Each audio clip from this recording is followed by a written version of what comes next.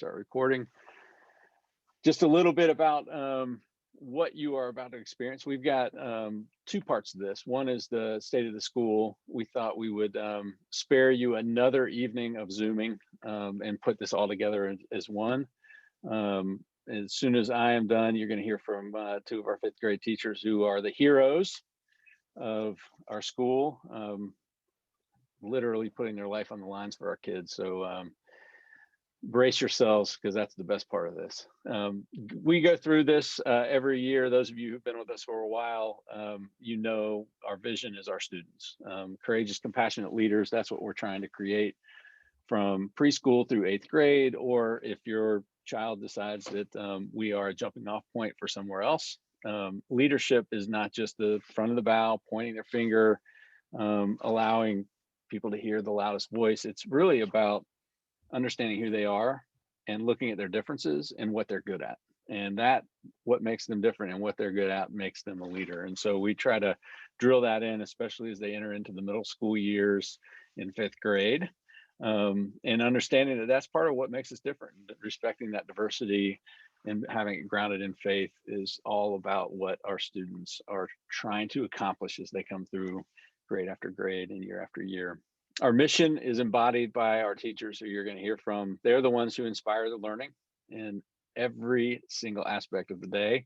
They nurture growth, not just academically, but social, emotionally, and in faith. And embracing the values of our Episcopal education. That's a lot of words. So we've created a Venn diagram, being educators. Any Episcopal school that you walk into, you will see these first two blue circles. We're inclusive, we're diverse, we're all about community. Loving one another, respecting one another, and having that grounded in faith is the basis of an Episcopal education. What makes us unique is our collaborative learning environment.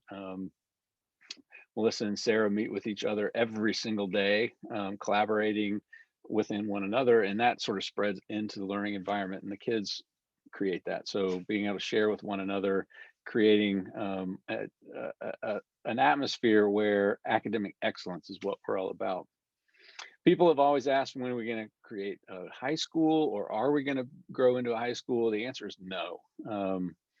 Being a preschool through 8th grade is a model, and it's a model that's developed in order to build self-esteem, leadership, confidence, self-advocacy, learning who they are, how they learn, what their group, friend group is, and being able to take that into high school is what we're about. And so having a safe place to fail. A lot of us parents have a hard time letting our children fall, letting them fail, but that's where they learn. And so having a safe place like St. Benedict's, where teachers can pick them up, have them learn from what they have just fallen from, makes them stronger. It's a big part of what makes them a strong high school candidate in a lot of the schools that we are about to show you on the next slide. These are the schools you have to look forward to your children going to. If they stay here through 8th grade, if you decide to jump off earlier, you recognize many of these. The Cobb Academic Division, you may not see, but you've heard the word magnet schools. There's 7 magnet schools around Cobb County. You can stay in the Smyrna area and travel anywhere that your child feels like they are challenged, whether it's STEM or math or pre-med or chemistry or performing arts. There's a school for them in that area, and we have had children go to each one of those schools in Cobb County and the other schools that you see here. So rest assured, the preschool through 8th grade is setting them up for success to the next level. Strategic plan. You all have been with us for a while, so you most of you know this by heart. You've been seeing these 8 objectives. I just want to jump through a couple of those and show you where we are on those. So if you think about marketing, increasing our marketing capacity is not just these beautiful colors that Nicole Preem has picked out. It's not just the social media pictures that you see every day. It's more about who is sitting next to your student in the classroom. So the families that surround you in your social groups, the children that you want your son or daughter to sit next to in the classroom, that's what marketing is all about. So these bullet points are really about your kids, and how do we align who we are with the words that we use. We have been a school that word of mouth has been a big part of what we're about. Using the same words is what this is about. So those bullet points say a lot more. You can sum them up by they're the students that sit next to you. Enrollment has begun. Those of you who are looking into next year, you're here because of that. Hear what it's about. We want to set you up for that. Those of us who are two working families, two working parents in a family, financial aid is available, and those are the dates there at the bottom. If you would like, you saw today, hopefully not too hard a sale, but there are signs that look just like this picture right in front of you. Imagine a school that champions childhood. You can put those in your lawn if you are in a neighborhood that has an HOA that doesn't allow that kind of thing. Share a little bit about who we are on Facebook and Nextdoor. Let them know about the dates that we just showed you. Put a magnet on your, that is not a COVID cough, by the way. That is just a dry cough from speaking. Put a magnet on your car and tell your friends about us. After school, tomorrow kicks off summer camps. So get online early. Make sure if you see one of these camps that attracts you or your child, that you are one of the first ones in line. Tomorrow's the date. Come to our website. And this year, for a lot of our families, especially our younger families, they've wanted more care for their children during holidays, being, again, families with two working parents in the school, in the household. Being able to provide for them throughout the year is a big part of what we're doing.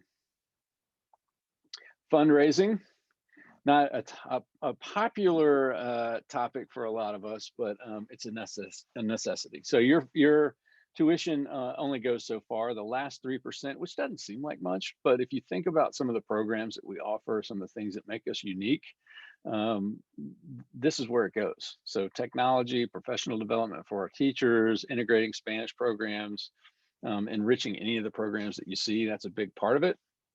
The next slide is really important to understand that participation is huge.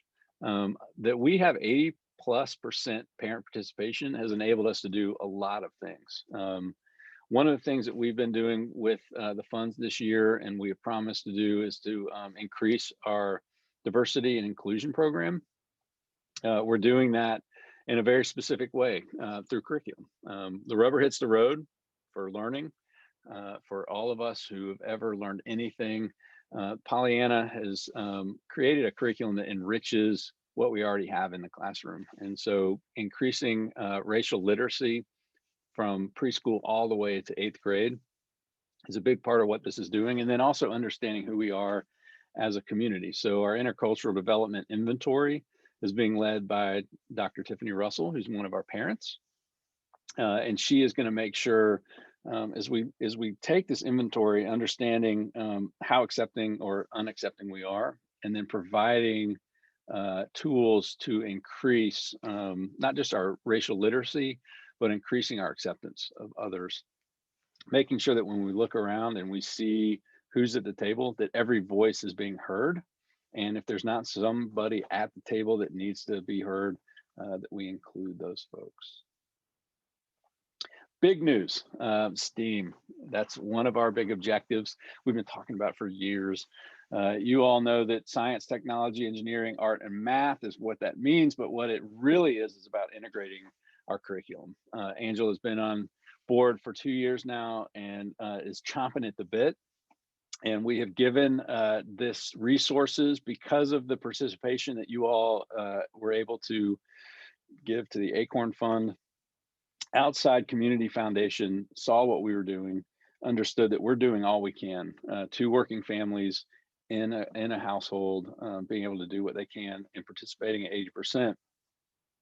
The Guizetta Foundation increased our ability by $500,000. This is huge for us. And so you're going to be seeing this over the next 3 years.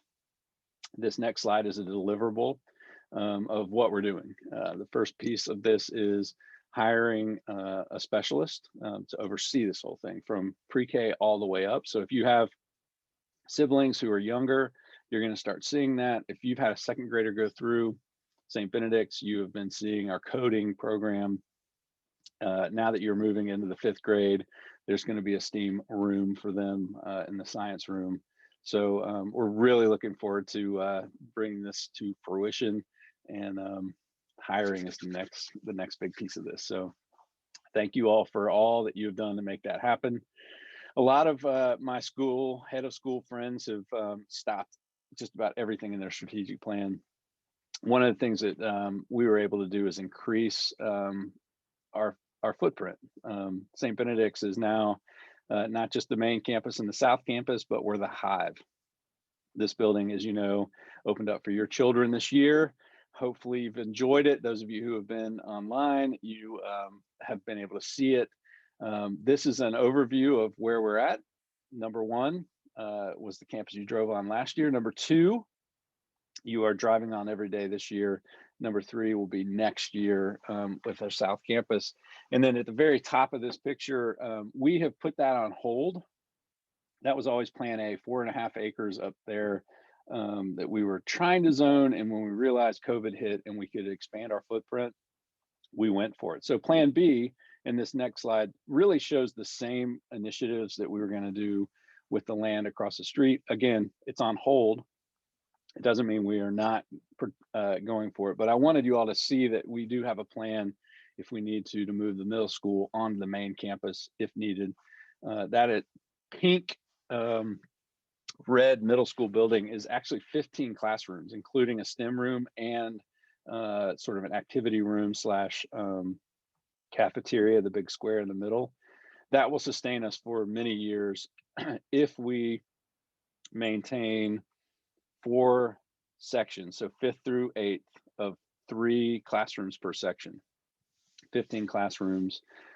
We may not expand into every single one of those with students. That'll allow for all of our specials to have rooms. Phase 4, if we do move into all that space, is the yellow section. So we will add the specials there. And then phase 5 is the gymnasium. And this next slide sort of lays that out. But big news is we've already completed phase 1. You all probably don't know it. Some of you may have already contributed to that. That was a silent phase. We were able to renovate this outside of our operating budget, outside of tuition dollars. And it's a huge deal that we were able to do that. Phase 2 is being able to acquire the land underneath it. So that again will be a silent phase. We will rely on some of you all to help us with that. So this is silent slash now you know about it. But then phase 3, 4, and 5 will be coming in the near future. We haven't put a timeline on that, mostly because of COVID and trying to figure out what we're going to be doing next year. So congratulations. We are on our way through a capital campaign that you probably didn't even know had started. If you know anybody who can give a large gift, grandparent, friend, let us know. The big thing I like to call, people hate the word fundraising. I like to use the word friend raising. Once we can all get together, if you want to pull a circle of friends together, grab a beer, do some barbecue, let us know. This is the biggest way to really increase awareness around Smyrna about who we are and what we're doing and how important it is that Smyrna has a choice like St. Benedict's, where a small community can come together with a faith-based, high integrity and rigor in their academics. So let us know. And none too soon, as my voice is about to give out. One of our major objectives is exceeding our traditional standards. That's mostly academics. So what happens in the 4 walls of our school happens in some of the best schools in Atlanta, and we can compete with them. We don't have the river that runs through it. We don't have the fields. We don't have all the other things, but being able to exceed those traditional standards is a big part of what brought Angela onto campus. And she is going to save my voice and take us to the next few slides. All right. Well, welcome everybody. Thanks for tuning in this evening. As Brian said, every school has standards, but it's really what you do with those standards and what you do with the research and the best practice that makes a difference. And we have all three fifth grade teachers here with us this evening, so that you'll be able to hear from them about what they do in the classroom. Our curriculum is what we teach. Our pedagogy is how we teach. And then naturally, our assessment is continual to make sure that all of that is jiving and engaging for the students. And, that is our goal. And that's what I love about my role here at St. Benedict's. Last year, we engaged with this company called Wright Research, and they created for us a customized assessment management system.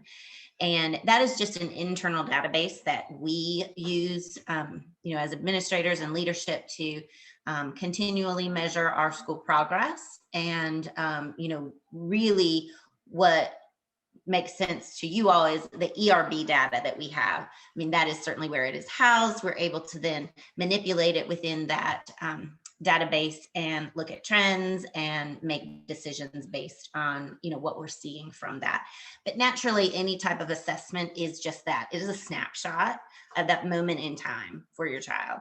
And so we don't place tremendous emphasis on any one assessment because it should be observations, it can be quizzes, it can be tests. And so we're looking at everything. We're going to definitely look at the whole child. We're going to look at all these different types of measures when we look at progress. So last year about this time, we were setting our 2020 priorities. So, we had no idea what was to come yet in 2020, but we have achieved all of these. And so, really a lot of this has to do with middle school and where you're headed. So, look, this particular year was our first year to expand fifth grade to 3 classes. You all are 4 classes, 2 of them very small. So our anticipation will be 3 classes of fifth grade for next year as well. And, as you know, St. B's used to be K-5 lower school and then 6-8 middle school.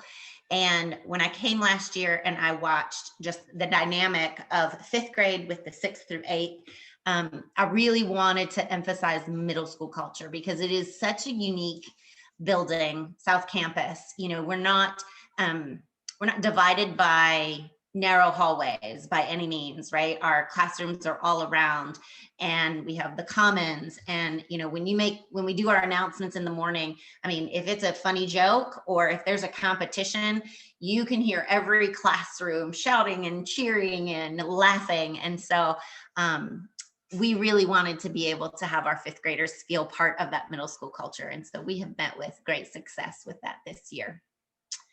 Just to say that you all are on the verge of middle school. So you have middle schoolers in the making at the moment. And I know that is, I have one too. So sometimes that's like deep breath. Pre-K through 8 STEAM program, as Brian said, that has certainly been in the works here at St. B's for several years. And, we had no idea if we would or when we would secure any type of grant, but are so excited about the possibilities that have opened up for us. And, it's not even something that you're having to wait until next year to see, because I know that Ms. Kriminger just placed an order for a lot of cool science things that your students are going to be engaging in this year as well.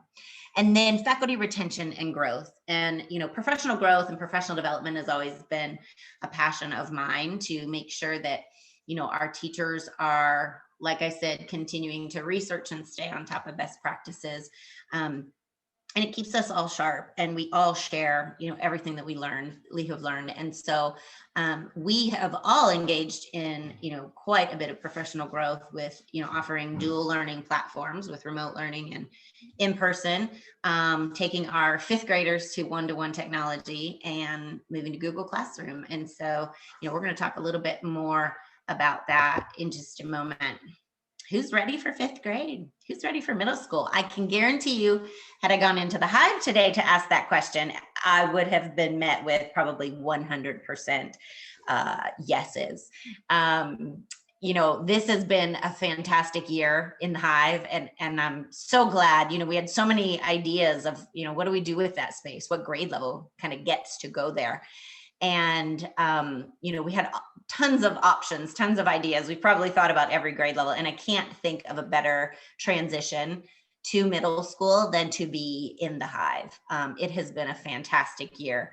And I hope that you all hear the same thing and are experiencing that as well. And, we still have lots of time left in fourth grade, but it's always fun to take a peek at what's ahead. So, probably one of the biggest changes is, your team of teachers. There's a few familiar faces, but most of your, teachers in fifth grade and on South Campus are different from the teachers that they have had on main campus and in lower school. And so tonight we have Miss Kriminger, Miss Whipple, and Miss Phillips, who are our 3 lead fifth grade teachers.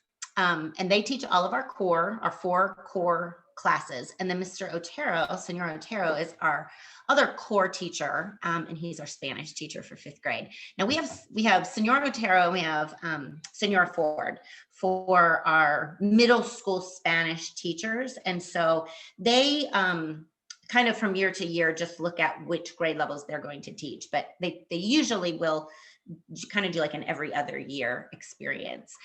We do have learning resource, that is Megan McNamara. Obviously, we get to see CPC every week. Our middle school chapel is on Thursdays. And then fifth graders also have Sacred Stories with CPC as well. And then you can see here at the bottom, our fabulous team of co-curricular teachers. And definitely some familiar faces and some new faces. Miss Olson is our middle school PE. Miss Veer is our middle school art teacher. Mr. Walker, who they have now, is our drama teacher. And then Mr. Ricky, they call him Mr. Ricky, Mr. Saucedo, music and band. And then of course, South Campus has their own nurse, and that is Nurse Sue. So not only this team, but we also have a student support team. And, I think that is one of the key features of South Campus and middle school, as, we are growing independent learners and responsible citizens.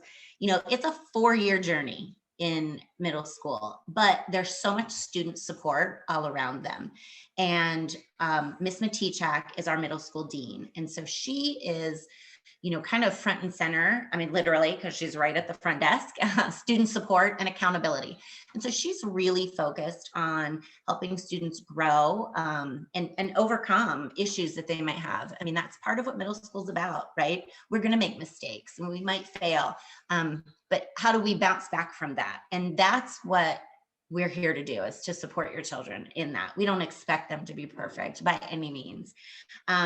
Miss Matichak is also the person that would, really handles all the campus logistics, and she kind of manages all the Chromebook issues, as you can imagine, with 150 some students in the middle school. We have some Chromebook issues every now and again. And then I'm going to share with you on the next slide what she has created for Middle School Merits, which is a reward system that the students really love. And then Mrs. Malloy is our middle school counselor. And so she leads our advisory program.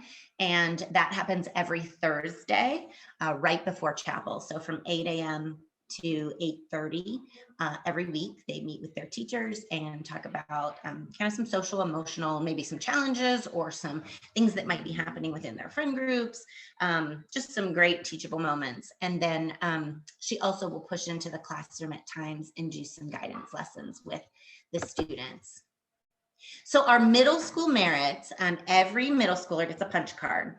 And this is across the board on South Campus. Any teacher, absolutely anybody, any leadership.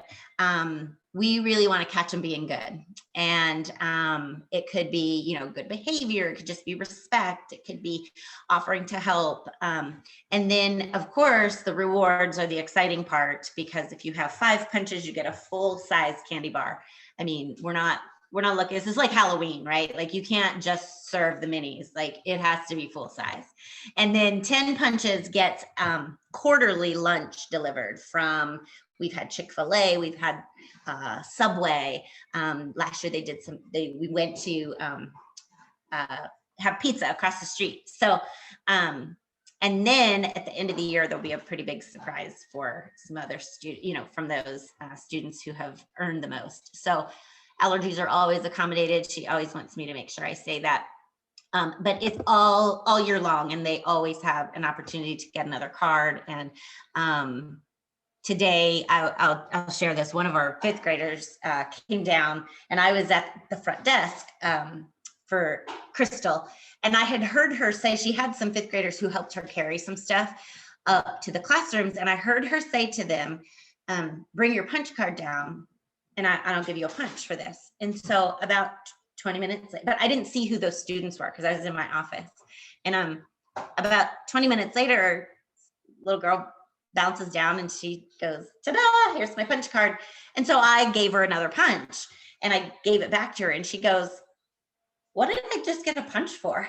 She was bringing it to show me that she had 5 and she needed her candy bar. And I gave her a punch, and I said, get to keep that punch because you were so honest. So we have a lot of fun on South Campus. So I would like to turn it over to our middle school teachers, our 5th grade teachers. They are going to share with you some of the things that they really put into place to really help your students transition from lower school to middle school.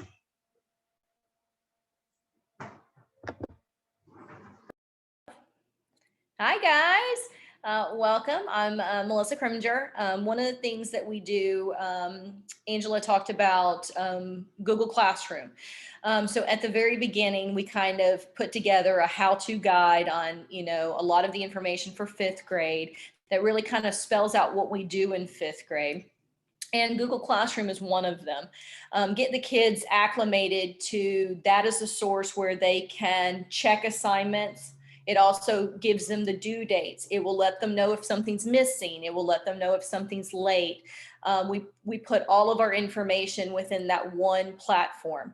Now in there too, when we assign something, we could assign it to where it's an online source, like a Google form where they have to complete it and return it and submit it back to us. Or it could be that they will need to look at notes. We can upload images of notes that we've done in class, especially if a student's absent.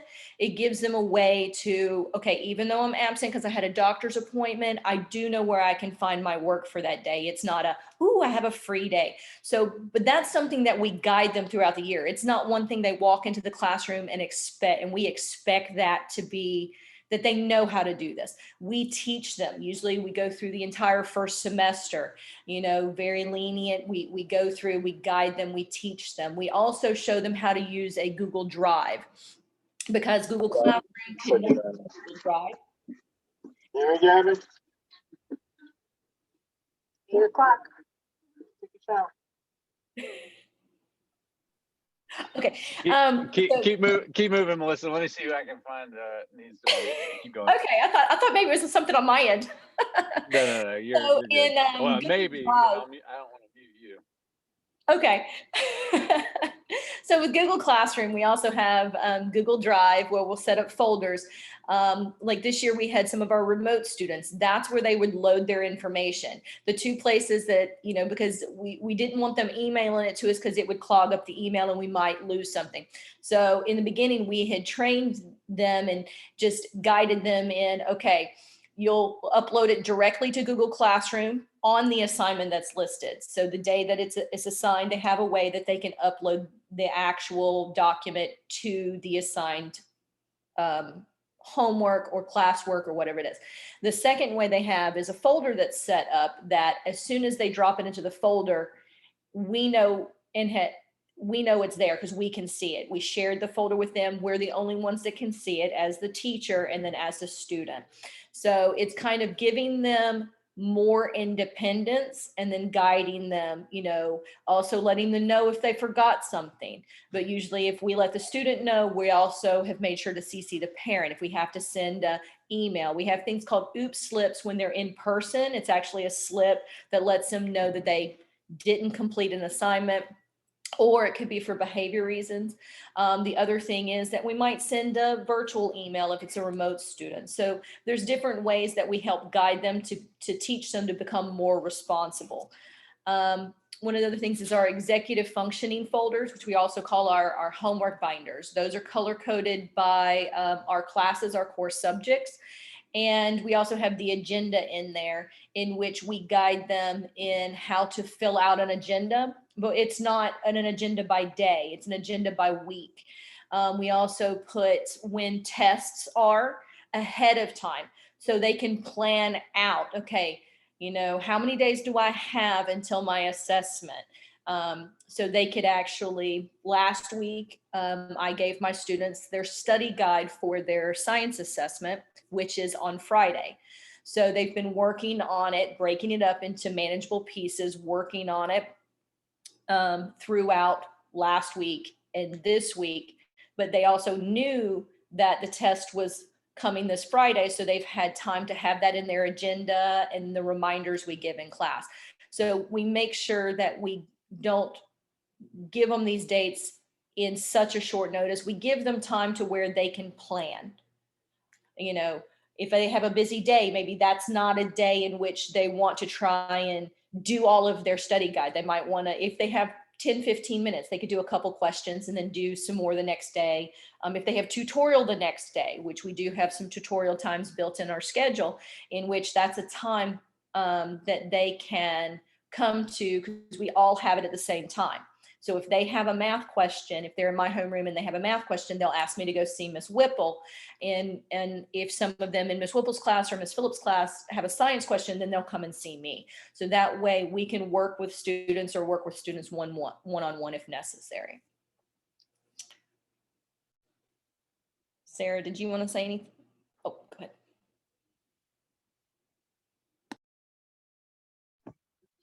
Hi, everyone. It's good to see so many of you here. Just wanted to talk about our math program for a few minutes. We are continuing with Envision, which it'll provide nice continuity for your children because that's what they've been doing for several years now. It's designed to flow.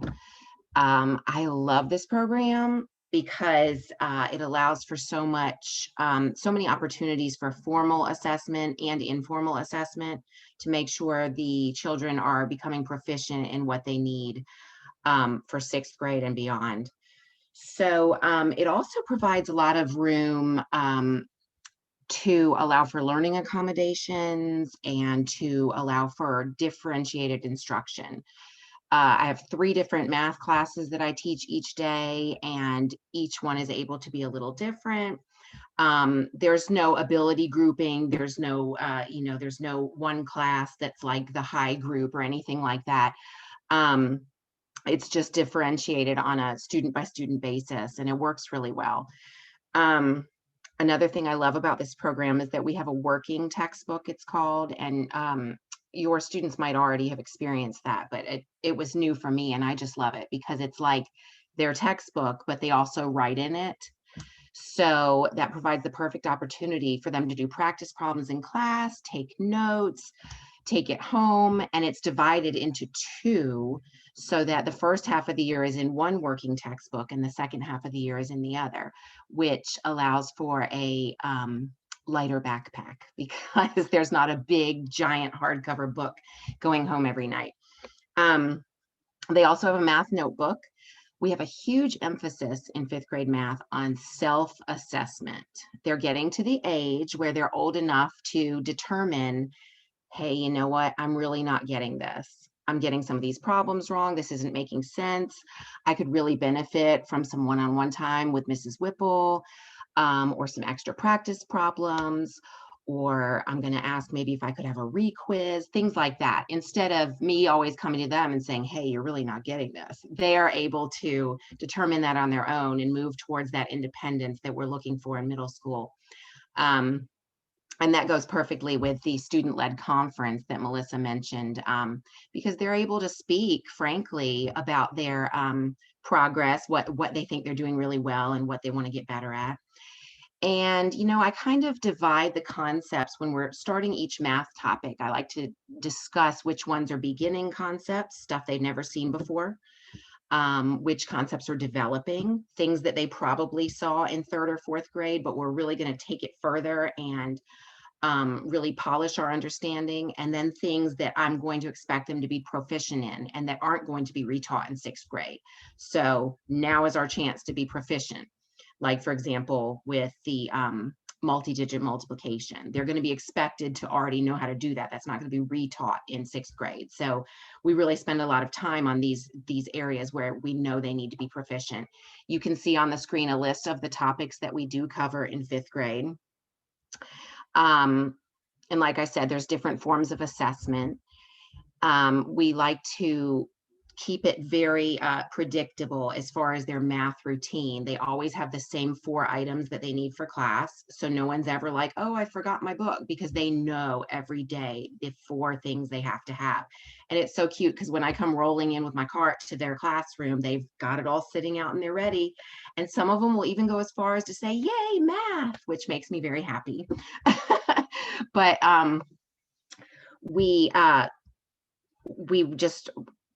we're going to look forward to seeing your kids next year, and just really going for it. And this curriculum allows for a lot of advancement too. Like, if your child is one who thinks very well mathematically, then they're going to really enjoy this program, because there's a lot of enrichment opportunities, and they can take it extra far. So we're looking forward to seeing your children. All right, I'm going to come back in and talk about science. We typically stick to physical science. The front of my door says mad scientist in training, and I kind of follow that because we're always doing something. We start the year off with going through lab safety and lab expectations. So the picture you actually see right there is one of the first labs they ever did for me, in which case they had to actually emulate a lot of the rules and processes that were taught in the beginning. So usually I guide them with the notes and information, and then we do a hands-on aspect. So the funniest part was, if you see those little vials down there filled with different liquids, they had to actually practice wafting these so they can get an idea of the smell. Now, they were just smelling lemon juice, water, Coca-Cola, and witch hazel. Now, the faces when they got to the witch hazel was actually pretty amusing, but they did the waft test very well. And if I had gotten videos, as they were doing this, and just, ooh, I don't like that, and then testing them with baking soda. So looking for reactions. A lot of them think, we're going to come into science, we're doing labs, we're going to make things explode. Not really. But we look at the different processes of a scientist. How do they investigate? The questions in which they want to answer. So after we look at safety, we look at the scientific method. We look at it in a lot of detail. Right now we are in the properties of matter. So at the very beginning, when I taught them about matter, they had to create their own atom, as we talked about the periodic table. So down the 5th grade hallway, or the hallway in middle school, I call it the 5th grade's Hall of Elements. So you can see I have all of their atomic models hanging from the ceiling because they worked so hard. Right now, there's tables out in the middle of the hallway. They are doing a crystallization lab. So they're determining whether or not, what's going on as these crystals begin to grow. So just overall, really looking at the investigation process. We also go into the engineering piece, goes kind of with the energy. We talk about, I break it up into the categories of mechanical energy, light energy, sound energy, heat, or thermal energy, and electrical energy. A lot of those, we look at the different processes, and I make a connection in many cases to the human body. So they understand that, mechanical, you're looking at your shoulder, your joints, and the movements. When you're looking at the electrical, we're basically looking at our brain, and as it goes with the nervous system, you know, when the electrical impulse is going through.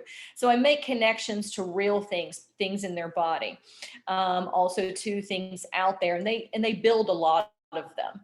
Because it brings in that investigation, but the hands-on aspect really kind of solidifies the information. And we're always talking, we're always learning. They're always inquisitive, asking questions. They want to know more. And that's what I want, especially with science. We do have a consumable book called Interactive Science, but I also bring in more information, and they have an interactive notebook. So really to build the information, understand the vocabulary, but I'm not giving them vocabulary tests. The questions they have to answer uses the vocabulary we've built in class just to add more depth to the concepts and topics.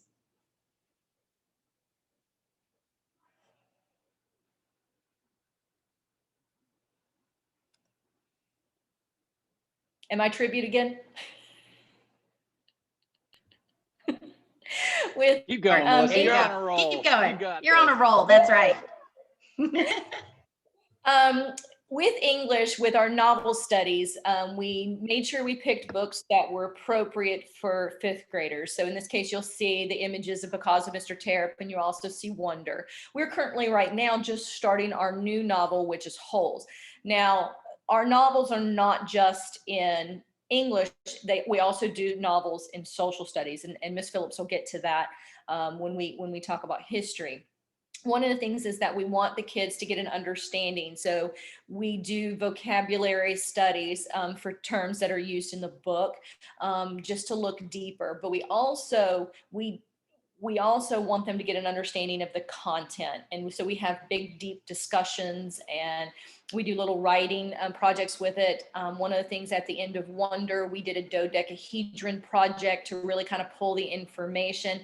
We've also done writing to where they did a compare and contrast, where they compared the book to the movie to kind of look at what were some of the differences that they noticed when they got to watch the movie, which is an incentive. They had a pajama day that they had earned for their Acorn Fund, and to go along with being able to watch the movie at the end, the culmination of reading Wonder, which is a really good book.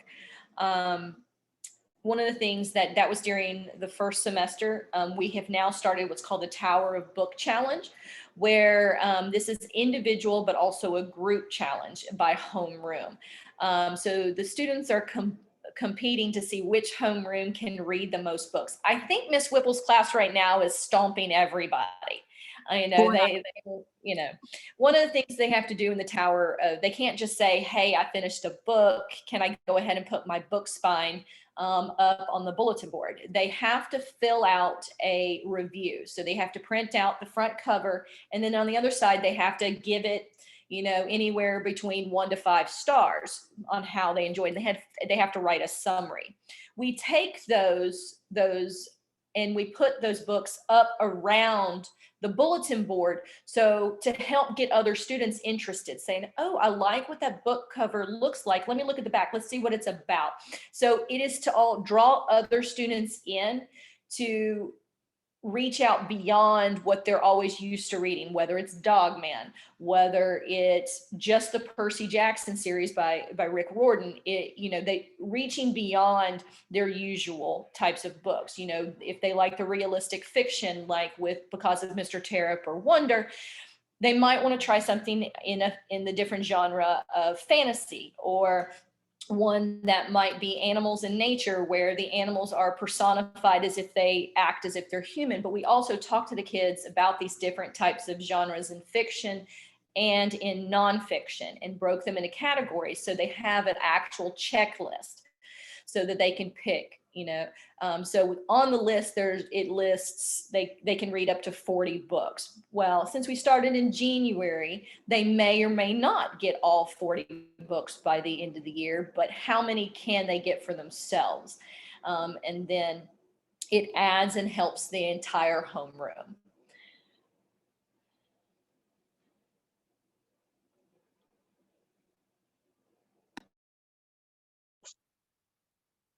Okay, my turn.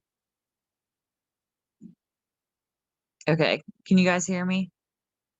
All right, so my name is Miss Phillips, and I'm in charge of the kids' history class. One thing I wanted to elaborate with Melissa too is I love that the projects at the end or what their like main assessment is on. So it's not like necessarily here. This one. Oh, my phone. So make sure. So it's not necessarily oh my gosh. My fire alarm's going, smoke alarm's going off. Hold on. We're not even cooking anything. Guess this Zoom's just too hot to handle. Oh my goodness. I don't know what's going on. Okay, you can mute, and then can one of us just take over for you? Well, I was You might want to double check that your house is not on fire, though. okay, we're good. Tyler, I don't know. Maybe the batteries are dead. Tyler's messing around. Okay. Oh, it's a candle. Just we're setting the ambiance over here. So okay, we're good. All right. So what's fun in English class too is it's like project. We try to incorporate a lot of projects versus having like so many written tests because we like our little artists to be able to showcase their work, and we display it for the classes and the other grades out in the hall for everyone to see, like Melissa was also mentioning. But I think that's a really cool part about fifth grade is being able to use the projects as an assessment. It's less formal. So anyway, so history, what we started off with this year was we started off with our Smyrna tour of the town, which was so fun. What it was it was a chance for the kids to get to know their community more. They had their own Smyrna passport book, and it had about 25 tasks in it of places that they needed to either review or take a picture with.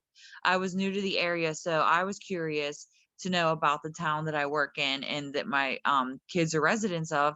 So some of the reviews might have included to give me a review on your favorite pizza or your favorite Chinese or your favorite place to play.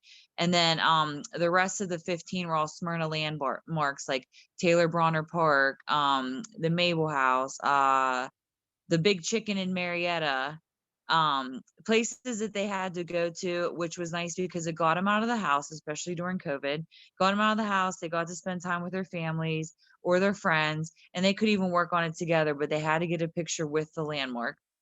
So that was really neat. They put the passport book together, and then we had like a little ceremony when they were all finished where they became Smyrna sleuths, and they got their name put on a magnifying glass, and were handed like a little certificate saying that they're a Smyrna sleuth. So we started off with that, and it's great because I mean, how many times do we live in our community and we don't realize like, oh, that's what that means? I didn't realize that's what that statue means, or that's what that landmark is, or you've heard of something but you never knew where it actually was. So that was what we started off with. That was really fun. And I couldn't have done it without parent participation. So that was awesome. And then the next thing we did was our South Campus beautification project. And that was we had three different places in campus that we were deciding to beautify. It was something that I kind of talked about with Father Brian and Dean Matichek. I was like, do we have like, can we like plant some things around here? And Father Brian was like, I was thinking the same thing. So we partnered with different experts, like presidents from the Georgia Native Plant Society. One of our students, his grandfather is a very big like arborist and plant vegetation advocate. So I couldn't have done it without him either. He came and we worked with the kids. They researched Georgia native plants because the whole idea was to tie in community, but it also tied in science. It also tied in history. It also tied in math because you needed to know the area of which you were planting. You needed to know the price. It had to tie in English because they had to do a little presentation with their groups on a PowerPoint or a Google slide on why they think they should be picked. And one of the areas was in front of the South Campus sign that says St. Benedict's. One area was a plot of land down by our playground across from the Hive, and the other area was on like Weaver Street by our parking lot. And the winning team, they got to become the project managers, and we had to go by their design. And everything else was everybody else had job assignments that they had to work on. And the whole point was to tie in Georgia native plants and not invasive plants because we wanted to promote like pollination and like trying to rebuild the, bee population and trying to get those insects and critters back here. So that was something we worked on. Whether we do that next year is a possibility, especially if maybe we want to go around a different area, because there's lots of different little nooks and crannies we can go to, or we can even work on a different science or like service project. Um, that's also something we can work on. So that was really, really neat. And I'm excited for springtime to see everything just start to bloom, because we planted it in October. So right now, winter, everything just kind of looks like it's sleeping for now, dormant. And we are now on our Civil War chapter. So Civil War to the present, or Civil War is where we're starting. They did American Revolution when they were in 3rd grade, I believe. So for the Civil War, I mean, basically for history in general, the things that I'm trying to incorporate are the 4 C's to becoming a 21st century learner. And that's critical thinking, collaboration, creativity, and communication. I think sometimes with the kids behind the screen so much, they forget how to do some of these things, or it's not being strengthened as much. And this way, like communication, they have to know how to talk, how to work with someone. Critical thinking, they know how to like not ask Siri for an answer for everything. Creativity, as we get older, our creativity gets stifled. We're too worried about what people think about it, and we need to be able to let that blossom. And collaboration, working together, is a big thing. COVID kind of presented some issues with that, because we couldn't share as much or be as close as we wanted to be, but we still made it work, even if it was sharing a document or whatever it was. But it's I didn't want history to be something like Ferris Bueller, where he's just like, the teacher's like Bueller, Bueller, and just very dry and boring, because history doesn't really change.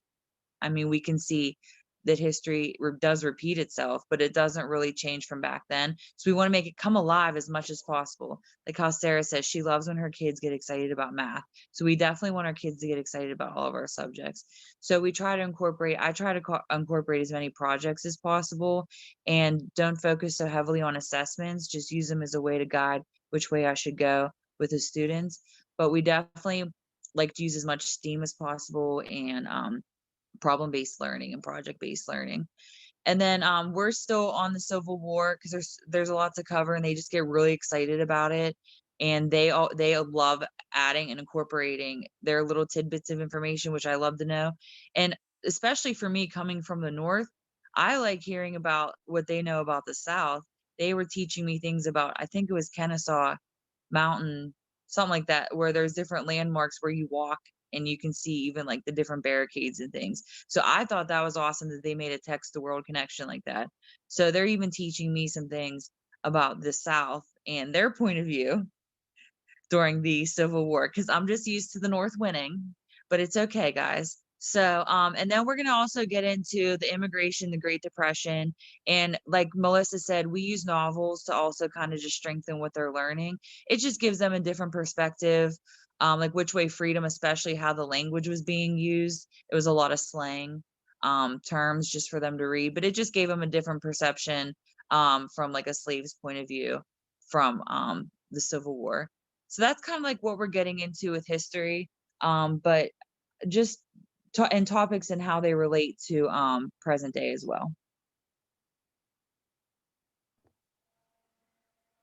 Awesome. Thank you, Ms. Phillips, and all of our teachers.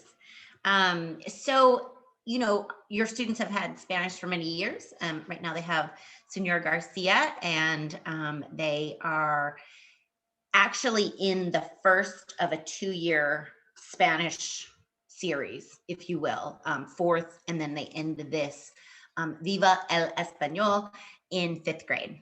And so, they have for several years now, since 3rd grade, they started conjugating verbs, and they're getting really good at that. They're really good at their vocabulary. I notice, just a greater level of independence this year in their 4th grade year, which just continues to set them up for success in Spanish as they move along.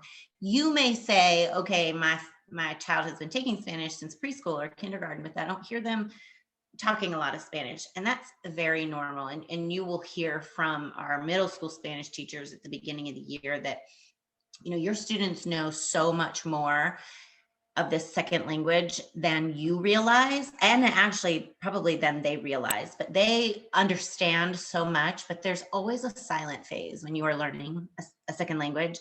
That's really that phase lasts for a very long time, where they understand it, but they are hesitant to speak unless they are, in class, in Spanish class, and answering, in Spanish. But I will tell you, you walk into those Spanish classes in 5th grade and it is almost, full immersion, and they are fantastic. And then in Sacred Stories, again, the students are kind of at this last year of this kind of 6-year Sacred Stories journey, because then in 6th grade, they move into religion. And looking in 6th, 7th, and 8th at the Old and New Testament.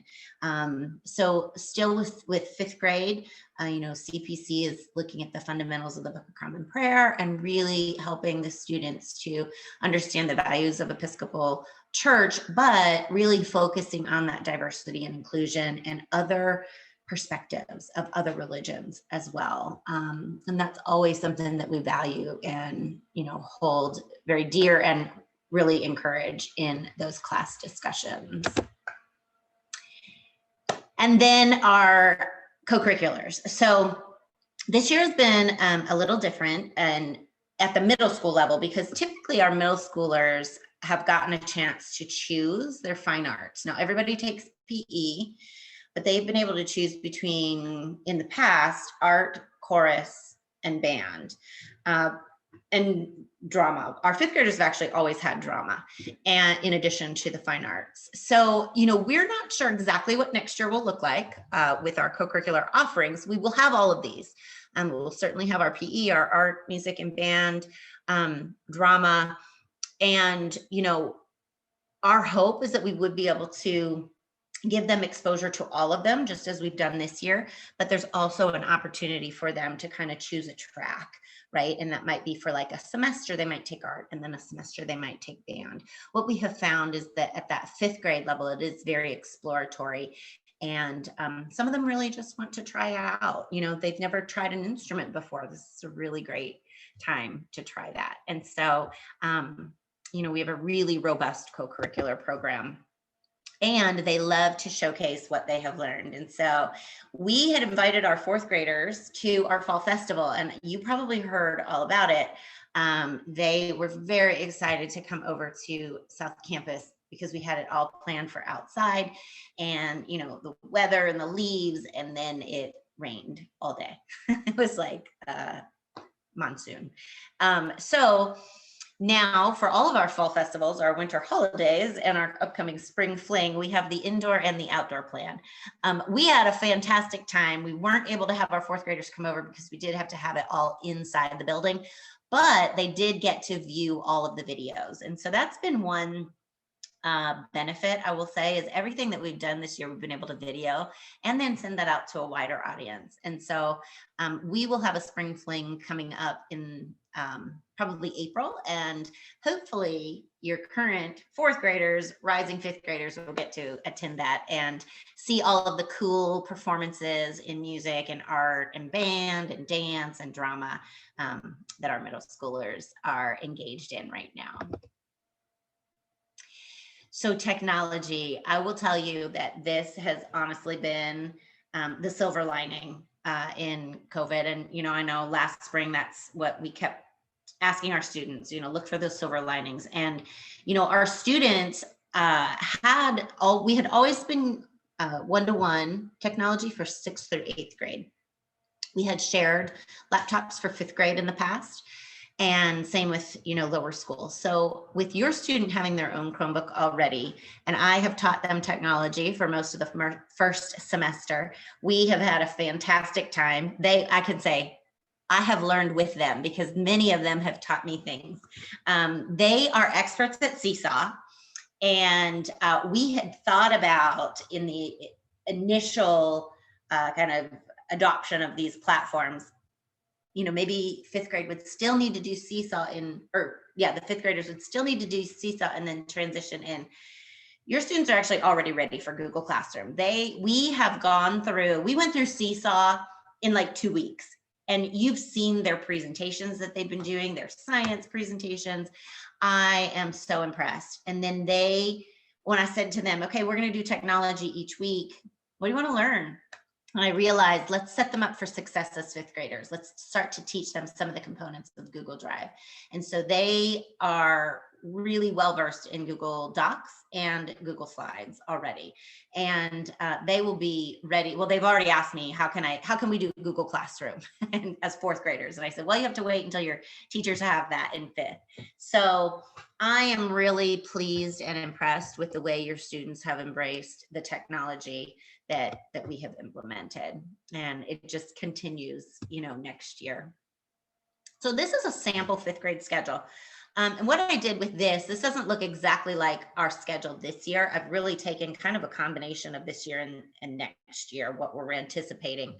For the most part, it all is the same. The only places where it changes is kind of how many days do they have fine arts, or is tutorial in the school day or is it after school? And so you can see that each day, here's a big difference. Our school day in middle school does start at 8 a.m. So it starts 10 minutes earlier, but we do homeroom from 8 to 8:15. On Thursdays, we do homeroom from 8 to 8:30, and that's actually our advisory time. And then you can see they will have, different teachers for different classes. This year, the students are staying put and the teachers are rotating. And so we really are truly hoping next year that the teachers can stay put and the students can go back to rotating, because that's kind of the fun of being in middle school, is being able to be in the room that has all the science experiments. And so you can see there, their core classes, they have Spanish 4 days a week, just as they do now. PE is always twice a week, and then fine arts is typically twice a week, maybe 3 times a week. Kind of depends upon what all else we're putting into the schedule. So you see here 2 fine arts and then one drama. They have sacred stories every week. You see in there a STEAM period, because we really want to have that time where we can really focus some extra time on projects.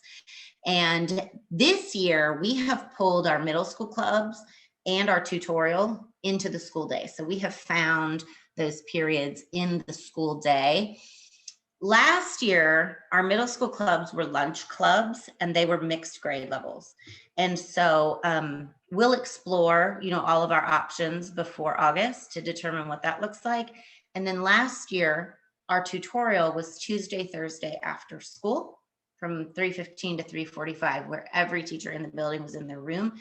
And it operates the same way now, as Ms. Kriminger had explained. The key is that during tutorial, their teachers are all available so that they can get the help they need and start to advocate for themselves.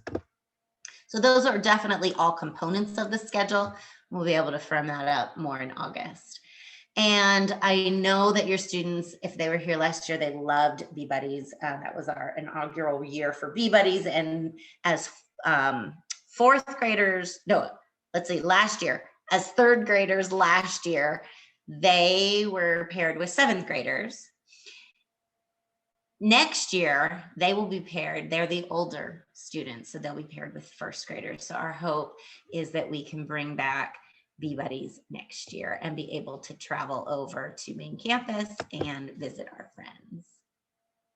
And then another key component of middle school is there a variety of different academic achievement awards. And so we just issued our honor roll and our headmasters list here a couple weeks ago for 1st semester performances. And we're always looking for ways to recognize our students. So I know they are ready to go. They are excited. This is the class of 2025 for St. Bede's. There are a couple of other points I wanted to make, 2 very specific, just kind of trying to remember what are all the changes kind of from lower school to middle school, right? And one of those was on one of the very first slides, and that was middle school uniforms. So you'll get more information on that This year, we did allow our fifth graders to wear either the lower school uniform or the middle school uniform because we hadn't made that full announcement to middle school until, midsummer, and a lot of families didn't have time to prepare. So this is the last year for your lower school uniform, and it does all change. We will give you all those details, but you may want, as the year, goes on, to start handing those over, passing those on. Next year, those middle school uniforms for boys and girls are khaki bottoms, either the khaki skirt or the pants and shorts, and then navy or white tops. And so we'll give you more details on that and just what it all looks like. And then the other thing is, in the spring, around this time, February, March, we usually held tours of South Campus for not only the actual students to come over, but definitely for you all as parents too. And so Anne and I are happy to do that. We have to do it a little differently this year. We have to do it on the weekends, and we really have to schedule, individual families. So you will still have that opportunity, especially if you've never had a student go through South Campus and you have no idea what that building looks like. Then we certainly want to be able to give you that tour and show you the classrooms. And that is it. So what we want to do right now is open it up for questions. You are welcome to use the chat or just unmute, because if you have a question, everybody probably does, and not everybody looks at the chat. I am looking at the chat. So if you want to Okay. put anything in there, I'm there. Or you can unmute yourself, as Angela said.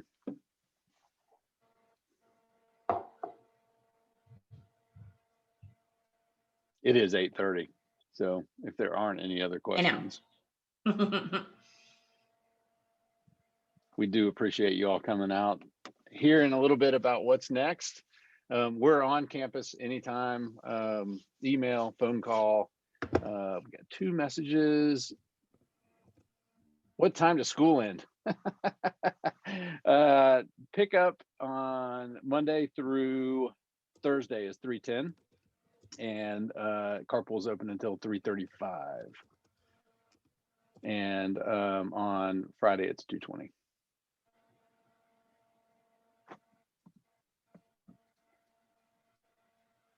And we usually run carpool until about 2:30, 2:35 on Friday. 3 classes only next year. Yeah, hold the question, and you can unmute just as soon as I get done. Stacy wanted to know, are we planning 3 classes for next year? And what's the class size? Angela, you have a better beat on this. The answer is yes, 3 classes. Yes, we have 4 fourth grade classes. However, 2 of those are very small, in 10 and 12. And then our other classes are smaller too. So this year we have 14 in all 3 of our 15 in all 3 of our classes. We are, leadership has 2 programs in place for next year. We have kind of the same plan that we have going right now with the same restrictions. And then we also have one that gives us a little bit more flexibility and allows for us to take back some of those common spaces and use those again, like using the gym for an actual indoor PE space. And so we're, depending upon, re-enrollment, we are looking at 3 classes. If we would have exponential interest, would we go to 4? Potentially. So, we're not going to turn those families away that are interested in St. V's. But we're thinking it could be anywhere from probably 14 to maybe 18 within a class. It just depends upon, really, COVID's going to dictate everything and the restrictions that we need to put into place. Yeah. We're hoping. Melissa, did you want to say 3. something? All I was going to say is after we leave this meeting, you think of something that you didn't bring up here or a question, to reach out to Angela or to reach out to one of us directly. If you contact Angela, she can let us know, and we'd be glad to email you back to answer any questions that you may have. And I see you all in carpool every day, twice a day. So.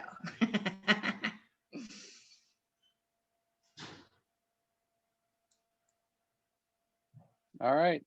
Well, thanks again, you all. long evening, and we really do appreciate your interest in St. Benedict's and what we've got to offer. We're pretty proud of it. And as I said, big kudos to the teachers who not only stay up past their bedtime, for some of them, Melissa, I know you too well, but they're there every day, and they're there for your kids, and we really appreciate all that they're doing for us and your children. Thanks. Y'all have a good night. See you Thank you. tomorrow.